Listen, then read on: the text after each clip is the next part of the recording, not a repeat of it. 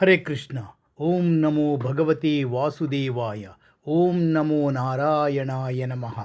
ఓం దీపజ్యోతి పరబ్రహ్మణే నమ. మార్గశిర మాసం 25వ రోజు సఫల ఏకాదశి మహత్యమండి. కృష్ణపక్షం. మార్గశిర మాసం కృష్ణపక్షంలో వచ్చే ఈ సఫల ఏకాదశి ప్రత్యేకమైనది. ఇది పాపాలను హరిస్తూ భక్తులకు మోక్ష మార్గాన్ని చూపే పవిత్ర తిథి. సఫల అనే పదమే ఈ ఏకాదశికి ఉన్న విశేషతను తెలియజేస్తుంది. అంటే ఫలితాల్ని ప్రసాదించేది అని అర్థం. ఈ ఏకాదశి వ్రతాన్ని శ్రద్ధగా ఆచరించిన వారు భగవంతుని అనుగ్రహాన్ని పొందుతారు. తమ జీవితంలో ధార్మిక మార్గంలో స్థిరపడతారు. పురాణాల ప్రకారం ఈ ఏకాదశిని విష్ణువు యొక్క రూపమైన నారాయణుడు ప్రీతితో అంగీకరిస్తాడు. ఈరోజు ఉపవాసం ఉండి భగవంతుని నామస్మరణ ధ్యానం చేయడం ద్వారా సకల పాపాలు నశించి మంచి ఫలితాలు లభిస్తాయండి.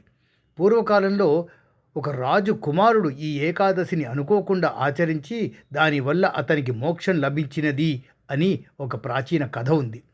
ఈ కాలంలో మన ఆధునిక జీవనశైలిలో అశాంతి, ఆందోళన, నిరాశ వృద్ధి చెందుతున్నాయండి. ఇది చాలా ప్రమాదం కదా. చాలామంది యువత ఆధ్యాత్మికతను, నైతికతను పక్కనబెట్టి భౌతిక లోకంలో చిక్కుకుంటున్నారు.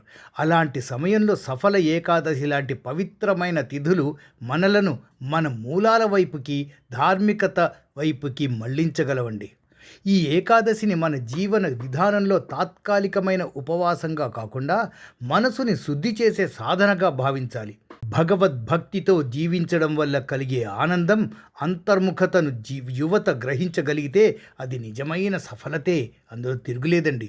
భగవద్గీతలోని 4వ అధ్యాయం 7వ శ్లోకం, యదా యదా హి ధర్మస్య గ్లానిర్భవతి భారత అభ్యుత్థానమధర్మస్య తదాత్మానం సృజామ్యహం. అంటే ఎప్పుడైతే ధర్మం నశించిపోతుందో, అధర్మం పెరిగిపోతుందో అప్పుడు నేను స్వయంగా అవతరిస్తాను అంటున్నాడు శ్రీకృష్ణ పరమాత్మ. ఈ శ్లోకం ప్రకారం ధర్మ పునఃస్థాపన కోసం భగవంతుడు మార్గదర్శకునిగా ఉంటాడండి. మన ప్రస్తుత తరం కూడా ఆత్మావలోకనం చేసుకుంటూ సఫల ఏకాదశి వంటి పవిత్ర రోజుల్లో ఆధ్యాత్మికంగా ఎంతో ఎదగాలి. తద్వారా ఆత్మశాంతిని పొందాలండి. మా ఈ ఛానల్ ద్వారా చాలా విలువైన సమాచారాన్ని ప్రతిరోజు అందించే ప్రయత్నం చేస్తూనే ఉంటామండి. మీరు కాస్త మా ఎందు దయచేసి సబ్స్క్రైబ్ చేయడం ద్వారా మీ సహకారం కోరుకుంటున్నాము. సర్వం కృష్ణార్పణమస్తు. సర్వే జనా సుఖినో భవంతు. శుభం భూయాత్. హరే కృష్ణ.